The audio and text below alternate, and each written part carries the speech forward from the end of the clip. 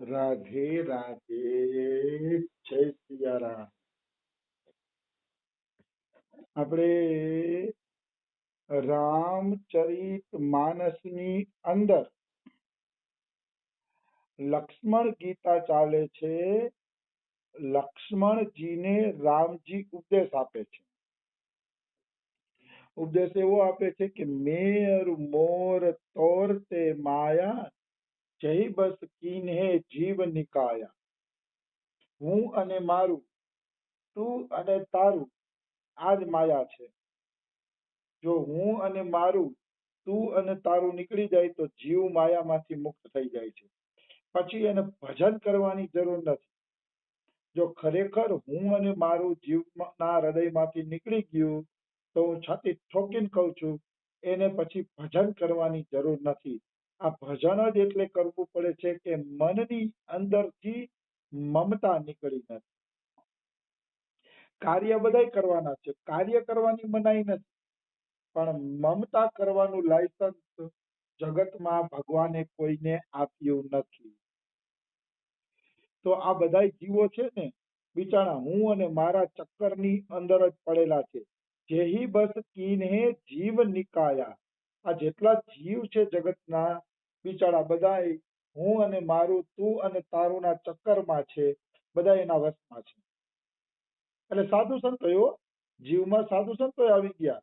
જો આશ્રમનો મોહ છે, ચેલા ચેલીનો મોહ છે, કે ચેલા ચેલી કે આશ્રમમાં કોઈ પણ ક્યાંય જગ્યાએ થોડીક પણ મમતા રહી ગઈ છે ભગવાન સિવાય, તો માની લેવાનું કે એ જીવ છે ને માયામાં છે. ચાહે ગમે એવડો સાધુ હોય, સંત હોય, કોઈ પણ હોય, હું ને મારા ચક્કરમાં છે તો એ માયામાં છે. એમાં કોઈ એટલે કોઈ શંકા નથી. અમારે એક વખત ભગતજીએ અહીંયા અદ્વૈત દાસ બાબા કરીને હતા, એને આશરો આપ્યો.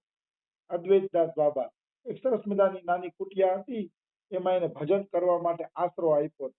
2009 ની વાત કરું છું, જયારે નવો નવો રજવાસ કર્યો ને ત્યારે. તો હું અદ્વૈત દાસ બાબાને મળવા જાતો ક્યારે, પણ મને એટલી બધી રુચિ ન થઈ. ભલે ભજનાનંદજી મહાત્મા હતા, પણ મને રુચિ ન થઈ. રુચિ એટલા માટે ન થઈ કે એના મોઢામાંથી પર વાક્ય નીકળાતા કે હું જે જગ્યાએ ભજન કરું છું ને તે જગ્યા દિવ્ય બની જાય છે, એમ મને એને કીધું. અને મને થોડુંક આવા વાક્યથી ચીડ, નફરત, કે તમે હું હજી પહેલી જ મુલાકાતમાં આવ્યો મને આવી વાત કરી દો. હા, કોઈ આજે હૃદય બહુ ભળી ગયું હોય અને હૃદયથી આપણે અનુભવ કહીએ એ આખી એક અલગ વાત થઈ ગઈ. પણ જે માણસ આવે એની યારે તમે અનુભવની જ ચર્ચા કરવા માંડો તો એનો અર્થ એમ છે કે એને પ્રસિદ્ધિની ભૂખ છે. તો જ એ જે માણસ આવતા હોય એની યારે અનુભવોની ચર્ચા કરતા હોય. પછી મને ખબર પડી કે અદ્વૈતદાસ બાબાએ અમારા ભગતજી પાસે એમ કીધું કે હું બીમાર છું ને તો મને કિલો એક સફરજન રોજના લઈ દો.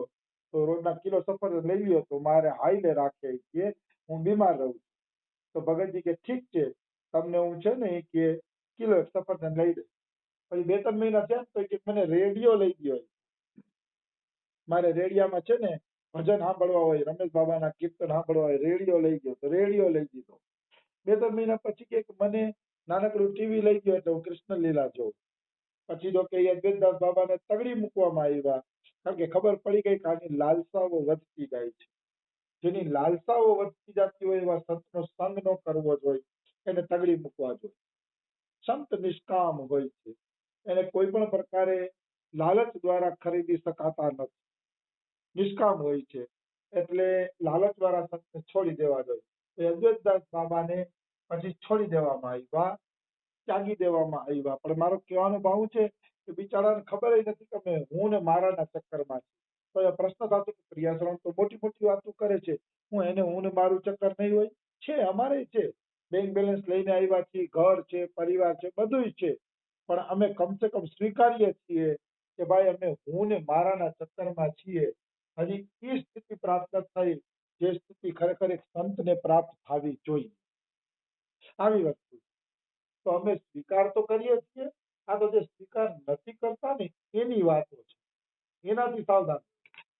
કારણ કે જે સ્વીકાર નથી કરતા કે અમે માયામાં છીએ એને અવશ્ય મોટા દેખાવાનો પ્રયત્ન હશે, અને મોટા દેખાવાનો પ્રયત્ન હંમેશા જીવને ખાડામાં નાખે છે. એમાં કોઈ એટલે કોઈ પણ પ્રકારની શંકા નથી.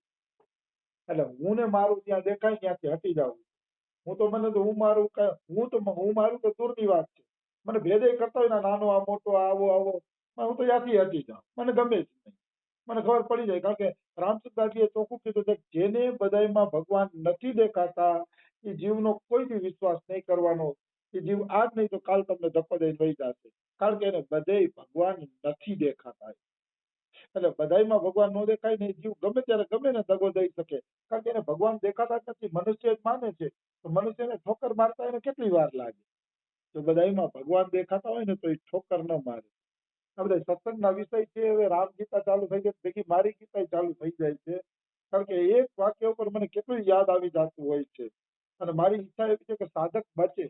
અને હું હજી ગેરંટી પૂર્વક કહું છું કે 90% સંસારના સાધુ કળિયુગના કેવલ હું ને મારાના ચક્કરમાં છે. 90% તમારે ગમે આ આટા સાધુની ખોજ કરવી હોય તો છૂટકે તમે ખોજ કરજો. આશ્રમધારી લઠ્ઠાધારી મઠ્ઠાધારી જ્યાં જવું હોય ત્યાં છૂટકે. તમને સ્વાર્થ દેખાશે દેખાશે ને દેખાશે. આવી વસ્તુ છે. એક વખત હું એક આશ્રમના દર્શન કરવા ગયો હતો ગુજરાતી ભક્તો ભેગો. તો એ આશ્રમમાં એક ભાઈ દાન આપતા હતા ને એ એમ વાત કરતા હતા કે આશ્રમના સંત છે ને એ મને બોલાવીને કે એ જો આશ્રમમાં રૂમ બને છે 6 લાખની જરૂર છે કે હાલ બેટા 6 લાખ આપી દે. બોલો કે મારી પાસે 6 લાખ ન હોય તો ગમે એમ કરીને વ્યવસ્થા કરીને આપો. વળી 2-5 મહિના નો થાય વળી બોલાવે બેટા આશ્રમમાં કામ આવે છે 2 લાખ આપી દે. આમ જરા માગે બિચારા ખુદ કહેતા હતા કે મારી પાસે આવી રીતે ગુરુજી માગી લેતા પણ મારે કે દેવા પડતા. મને હસવાનું આવ્યું કે આવા ગુરુજીને તો લત મારી જ નીકળી જવું જોઈએ. આવા ગુરુજીના સંગ કરવાની કઈ જરૂર નથી. એટલે બેટાને બોલાવીને 5 લાખ દેવાના હોય તો એક બેટો યાદ આવે, સારી સત્સંગની વાત યાદ આવે, સારો ભાવ થાય, સારો અનુભવ થાય ત્યારે બેટો યાદ નથી આવતો.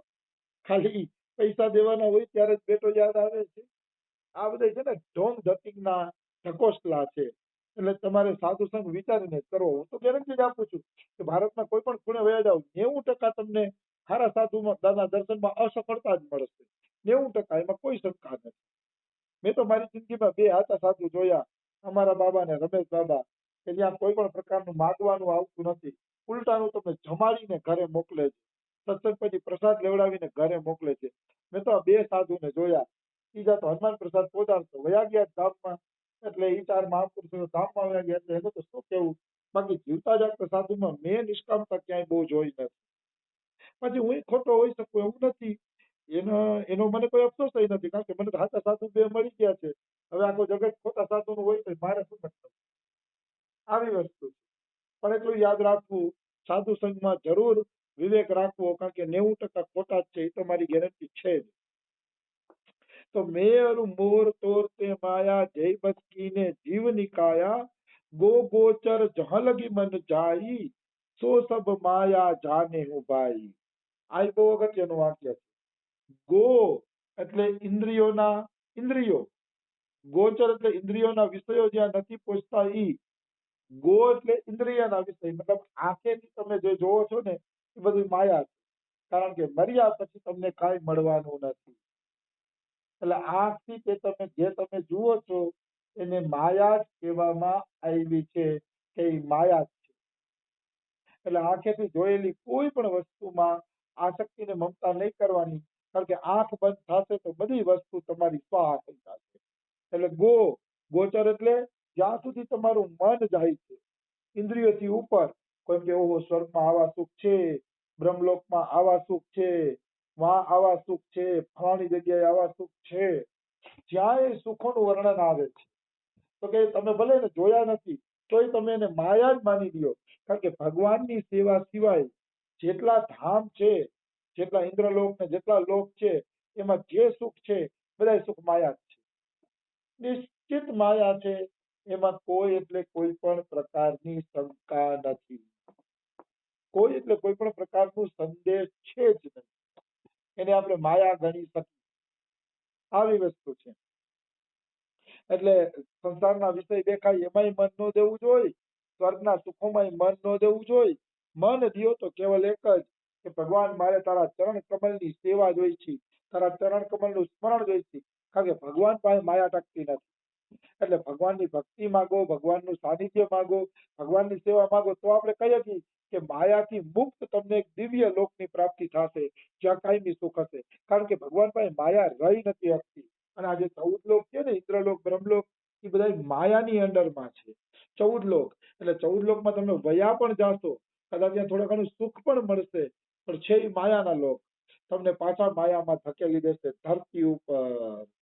એટલા માટે ભગવાનની પ્રાપ્તિની જ કામના કરવી, કારણ કે માયા ભગવાનની દાસી છે, ભગવાન પાસે પહોંચી શકતી નથી, એટલે એની જ કામના કરવી, આવી વસ્તુ છે. તો ગો ગોચર જहाँ लगी मन जाई, તો સબ માયા જાને ઉભાઈ. એ ભાઈ, જ્યાં સુધી મન જાય ને ત્યાં સુધી બધે માયા જ છે, એવું ભાઈ તું કે જાણી લે. તે કર ભેદ સુનું તુમ સોવું, વિદ્યા અપર અવિદ્યા દોવું. હવે કે રે ભાઈ, માયાના બે ભેદ છે, તું માયાના એ બે ભેદ પણ સમજી લે. એક વિદ્યા માયા અને એક અવિદ્યા માયા. આ બે પ્રકારની માયાઓ છે. એમાં એક દુષ્ટ અતિશય દુઃખ રૂપા, જાબસ જીવ પરાભવ કૂપા.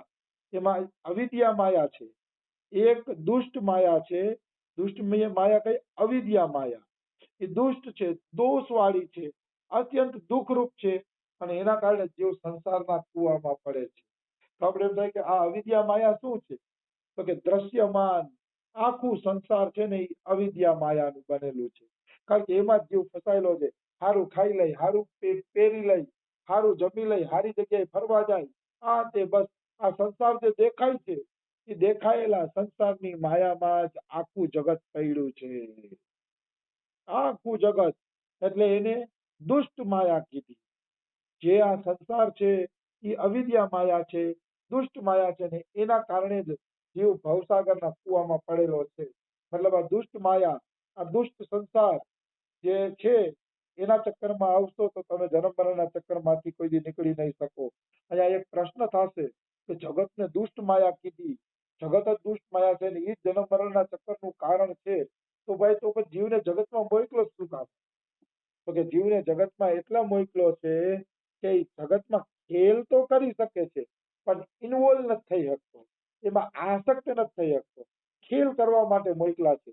તમે અહીંયા આવો અને ભગવાનનો સંસાર છે, અને એ સંસારમાં મને જે પાત્ર મળ્યું છે એ પાત્ર પ્રમાણે ખેલ કરો, ખેલ કરીને ભગવાન પાસે વયા જાઓ. ખેલ કરશો તો સંસાર તમને ભગવાનની લીલા દેખાશે, તો માયા નથી હો પાછો સંસાર. જો તમે ખેલની ભાવના આવી જશે તો આ સંસાર તમને ભગવાનની લીલા દેખાશે. પછી તમે લીલાનો આનંદ લઈ શકશો. વાહ, મારા પ્રભુ જો આની હારે આ લીલા કરે, મારા પ્રભુ આની હારે આ લીલા કરે, પછી તો તમને સર્વત્ર લીલા દેખાશે.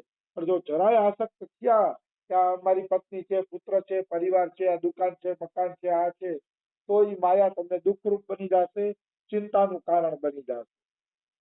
એટલે માયા, સંસાર માયા છે પણ ખરું, અને સંસાર માયા નથી પણ ખરું, બે છે. જો ભગવાનનો સંસાર માનીને કેવલ તમે ખેલ કરશો તો માયા જેવું કાંઈ છે નહીં. તો સર્વત્ર ભગવાનની લીલા છે, ભગવાનની લીલા સિવાય કાંઈ નથી. પણ જો તમે સંસારને પોતાનો માની લેશો તો ભાઈ તમારે સંસારના ચક્કરમાં ફસાઈ જશો. દાખલા તરીકે હું તમને કહું, સરકારી બસમાં તમે મુસાફરી કરતા હોય તો એ સરકારી બસને સરકારી માનીને મુસાફરી કરો ને તો તમે આનંદ લઈ શકો, ચિંતાય નહીં. ખોટકાઈ જાય તો આપણે મૂકીને બીજી બસમાં વયા જાય, ચિંતાય નહીં. પણ એ સરકારી બસને તમે ઘરે લઈ આવો, ક્યાં તમારા બાપની છે, તો પછી મુસીબત ચાલુ થઈ જાય. સરકાર તરત જ કેસ કરશે કે એક બસ ઓછી થઈ ગઈ, ક્યાં ગઈ? પછી બસની શોધખોળ થશે, પછી તમારા ઘરે પોલીસ વાળા આવશે અને તમને પકડી જશે ને સજા કરશે. શું કામ? બસને તમારી માની એટલે મુસાફરી કરો ને, બસને હું કામ તમારી માનો છો? જેટલી મુસાફરી કરવી હોય એટલી કરો. દ્વારકા 1000 વખત જવું હોય તો જાઓ એક ને એક બસમાં, કોઈ તમારું નામ નહીં લે. પણ તમે સરકારી બસને પોતાની નથી કહી શકતા. એમ ભગવાનનો સંસાર છે, એ સંસારમાં તમે ખેલ કરો, આનંદપૂર્વક ભગવાનની લીલાના દર્શન કરો અને સંસારમાં મોજથી રહ્યો, તો માયાના બંધન નથી.